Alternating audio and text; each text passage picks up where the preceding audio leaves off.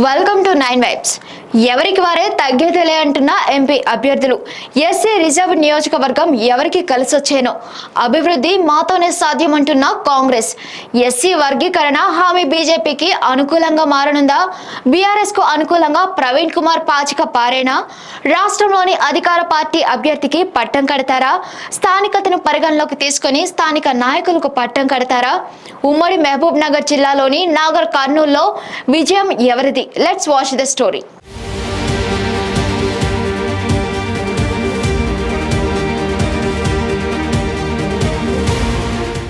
ఉమ్మడి మహబూబ్ నగర్ జిల్లాలోని Nagar Kurnool parliament SC reserve నియోజకవర్గం కావడంతో త్రిముఖ పోరు జరగనుందా అంటే అవుననే సమాధానం వస్తుంది. ఎందుకంటే ఇక్కడ ఎవరికి వారు బలమైన నాయకులే. కాంగ్రెస్ పార్టీ అభ్యర్థిగా మల్లు రవి, బీజేపీ అభ్యర్థిగా పోతుగంటి భరత్ ప్రసాద్, బీఆర్ఎస్ అభ్యర్థిగా మాజీ ఐపీఎస్ అధికారి ప్రవీణ్ కుమార్ బరిలో ఉన్నారు. వీరు ముగ్గురు ఎవరికి వారు హేమీయులే. నాగర్ కర్నూల్ పార్లమెంట్ నియోజకవర్గంలో ముగ్గురు మధ్యన రసవత్తర పోరు కొనసాగుతుందంటున్నారు రాజకీయ పండితులు. డాక్టర్ మల్లు రవి నాగర్ కర్నూల్ పార్లమెంట్ సభ్యుడిగా 2 పర్యాయాలు చేసిన అనుభవం ఆయనకు ఉన్నది. అదేవిధంగా సుదీర్ఘకాలం కాంగ్రెస్ పార్టీలో పలు హోదాల్లో పనిచేసిన అనుభవం ఉంది. మల్లు రవికి నియోజకవర్గంలో ఉన్న 7 అసెంబ్లీ నియోజకవర్గాల్లో నాయకులతో ఆయనకు మంచి సత్సంబంధాలు ఉన్నాయి. ఇప్పుడు రాష్ట్రంలో అధికారంలో కాంగ్రెస్ పార్టీ ఉండడం కూడా ఆయనకు కలిసొచ్చే అంశమేనని చెప్పుకోవచ్చు. ముఖ్యంగా నాగర్ కర్నూల్ పార్లమెంట్ నియోజకవర్గం ముఖ్యమంత్రి రేవంత్ రెడ్డి సొంత నియోజకవర్గం కావడం కూడా ఆయనకు ప్లస్ అని చెప్పొచ్చు. పోతుగంటి భరత్ ప్రసాద్ ఇక్కడ బీజేపీ పార్టీ నుండి పోటీ చేస్తున్నారు. ప్రస్తుతం ఆయన కల్వకుర్తి మండలం జెడ్పీటీసీగా కొనసాగుతున్నారు. స్థానికంగా న్యాయవాదిగా కూడా పలు సేవలు అందిస్తున్నారు. ముఖ్యంగా భరత్ ప్రసాద్ కి తన తండ్రే ఆయన బలమని నమ్ముతున్నారు. అదే ఆయనకు గెలుపును అందిస్తుందని ధీమా వ్యక్తం చేస్తున్నారు.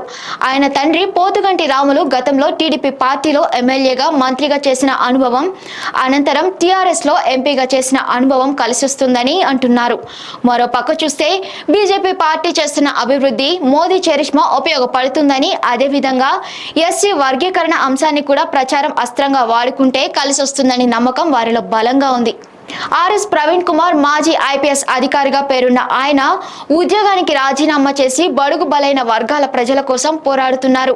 బీఎస్పీలో ప్రస్థానం ప్రారంభించిన ఆయన ఇప్పుడు పార్లమెంట్ ఎన్నికల్లో నాగర్ కర్నూలు ఎంపీ అభ్యర్థిగా బీఆర్ఎస్ పార్టీ తరఫున బరిలో దిగారు. ఆయనకు రాష్ట్ర వ్యాప్తంగా స్వేరో సంస్థ ద్వారా మంచి గుర్తింపు ఉంది. అందులో భాగంగానే తన సొంత పార్లమెంట్ నియోజకవర్గమైన నాగర్ కర్నూలును ఎంచుకున్నారు. ఇలాంటి ఉన్నత విద్యావంతుడైన నాయకుడు పార్లమెంటుకు వెళితే అభివృద్ధి జరుగుతుందని నాగర్ కర్నూల్ ప్రజలు నమ్ముతున్నారు.